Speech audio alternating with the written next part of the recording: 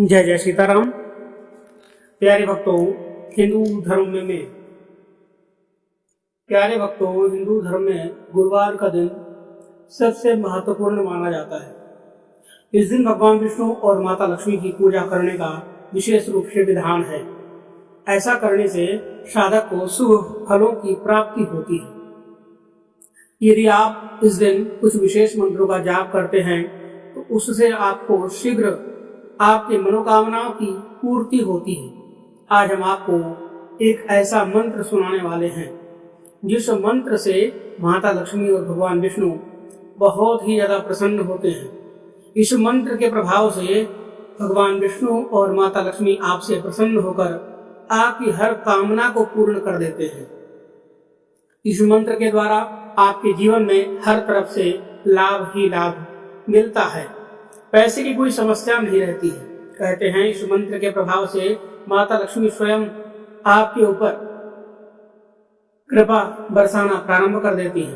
यदि आपकी कैसी भी समस्या है तो उन सभी समस्याओं से आपको छुटकारा मिलना प्रारंभ हो जाता है। आप जिस भी कार्य में सफल नहीं हो पा रहे हैं, उस कार्य में आपको सफलता मिलना प्रारंभ हो जाती है। आप जिस भी कार्य को प्रारंभ करेंगे उसमें हमेशा कामयाब होंगे। घर में सुख शांति बनी रहेगी, संतान की प्राप्ति होगी और ऐसे अनेकों लाभ मिलेंगे जिससे आपका जीवन सुख समृद्धि में व्यतीत होने लग जाएगा। बस आपको इस मंत्र को 108 बार श्रवण करना है या इस मंत्र को आपको प्रतिदिन 108 बार जाप करना है। इस मंत्र के प्रभाव से आपको हर प्रकार का लाभ मिलना प्रारंभ हो जाता है। किसी कारण से यदि आपको लगता है कि मंत्र का जाप तो आप करना चाहते हैं परंतु किसी वजह से नहीं कर सकते हैं, तो इस मंत्र को अपने मोबाइल फोन में लगा करके आज के दिन से प्रतिदिन 108 बार जरूर सुने। इस मंत्र के प्रभाव से आपकी कैसी भी मनोकामना माता लक्ष्मी स्वयं पूर्ण कर देती है। तो आइए इस महामंत्र को श्रवण करते हैं, लेकिन उससे पहले मैं आप सभी से निवेदन करना चाहता हूं कि आप सभी हमारे इस वीडियो को लाइक जरूर करिएगा और कमेंट बॉक्स में जय माता लक्ष्मी, जय श्री हरि विष्णु जरूर लिखिएगा। साथ ही साथ हमारे इस चैनल को सब्सक्राइब कर लीजिए जिससे आपको इसी तरह के विशेष मंत्रों की जानकारी मिलती रहे। आइए इस महामंत्र को श्रवण करते हैं। मंत्र है अखंड विष्णु कार्यम व्यासेन देन चराचरम तत्पदं दर्शितं येन तस्मै श्री लक्ष्म्याय नमः। अखंड विष्णु कार्यं व्यासेन देन चराचरं तत्पदं दर्शितं येन तस्मै श्री लक्ष्म्याय नमः। अखंड विष्णु कार्यं व्यासेन देन चराचरं तत्पदं दर्शितं येन तस्मै श्री लक्ष्म्याय नमः। अखंड विष्णु कार्यं व्यासेन देन चराचरं तत्पदं दर्शितं येन तस्मै श्री लक्ष्म्याय नमः। अखंड विष्णु कार्यं व्यासेन देन चराचरं तत्पदं दर्शितं येन तस्मै श्री लक्ष्म्याय नमः। अखंड विष्णु कार्यं व्यासेन देन चराचरं तत्पदं दर्शितं येन तस्मै श्री लक्ष्म्याय नमः। अखंड विष्णु कार्यं व्यासेन देन चराचरं तत्पदं दर्शितं येन तस्मै श्री लक्ष्म्याय नमः। अखंड विष्णु कार्यं व्यासेन देन चराचरं तत्पदं दर्शितं येन तस्मै श्री लक्ष्म्याय नमः। अखंड विष्णु कार्यं व्यासेन देन चराचरं तत्पदं दर्शितं येन तस्मै श्री लक्ष्म्याय नमः। अखण्डविष्णुकार्यं व्यासेन देन चराचरं तत्पदं दर्शितं येन तस्मै श्रीलक्ष्म्याय नमः। अखण्डविष्णुकार्यं व्यासेन देन चराचरं तत्पदं दर्शितं येन तस्मै श्रीलक्ष्म्याय नमः। अखण्डविष्णुकार्यं व्यासेन देन चराचरं तत्पदं दर्शितं येन तस्मै श्रीलक्ष्म्याय नमः। अखण्डविष्णुकार्यं व्यासेन देन चराचरं तत्पदं दर्शितं येन तस्मै श्रीलक्ष्म्याय नमः। अखण्डविष्णुकार्यं व्यासेन देन चराचरं तत्पदं दर्शितं येन तस्मै श्रीलक्ष्म्याय नमः। अखण्डविष्णुकार्यं व्यासेन देन चराचरं तत्पदं दर्शितं येन तस्मै श्रीलक्ष्म्याय नमः। अखण्डविष्णुकार्यं व्यासेन देन चराचरं तत्पदं दर्शितं येन तस्मै श्रीलक्ष्म्याय नमः।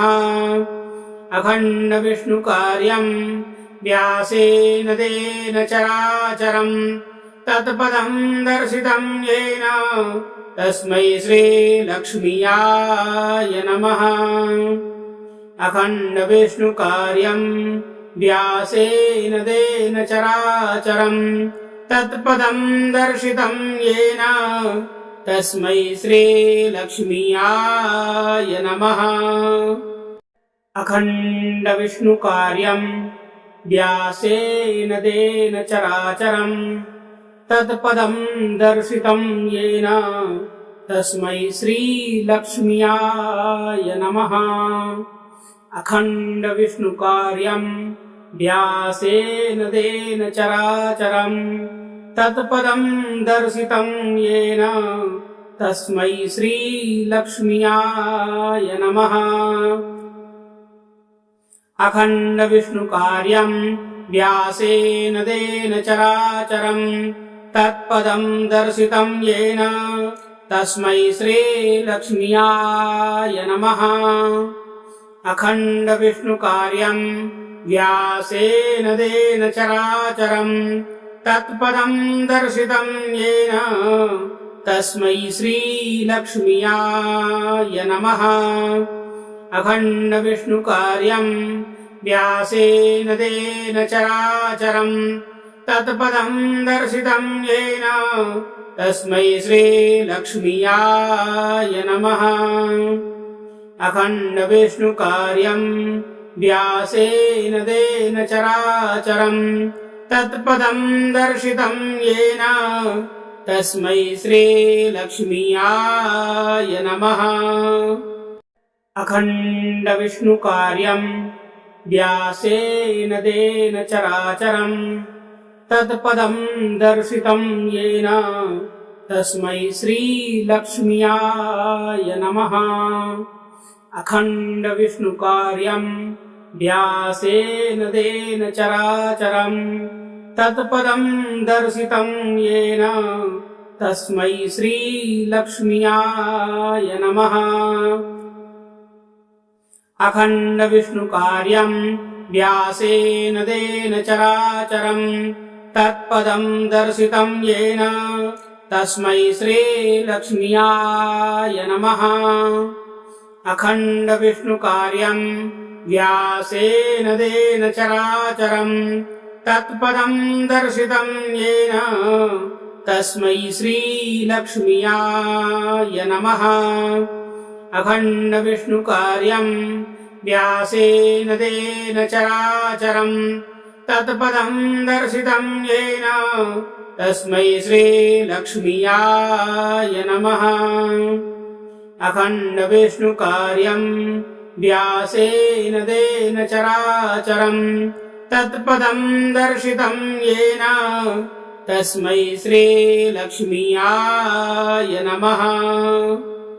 अखण्डविष्णुकार्यं व्यासेन देन चराचरं तत्पदं दर्शितं येन तस्मै श्रीलक्ष्म्याय नमः। अखण्डविष्णुकार्यं व्यासेन देन चराचरं तत्पदं दर्शितं येन तस्मै श्रीलक्ष्म्याय नमः। अखण्डविष्णुकार्यं व्यासेन देन चराचरं तत्पदं दर्शितं येन तस्मै श्रीलक्ष्म्याय नमः। अखण्डविष्णुकार्यं व्यासेन देन चराचरं तत्पदं दर्शितं येन तस्मै श्रीलक्ष्म्याय नमः। अखण्डविष्णुकार्यं व्यासेन देन चराचरं तत्पदं दर्शितं येन तस्मै श्रीलक्ष्म्याय नमः।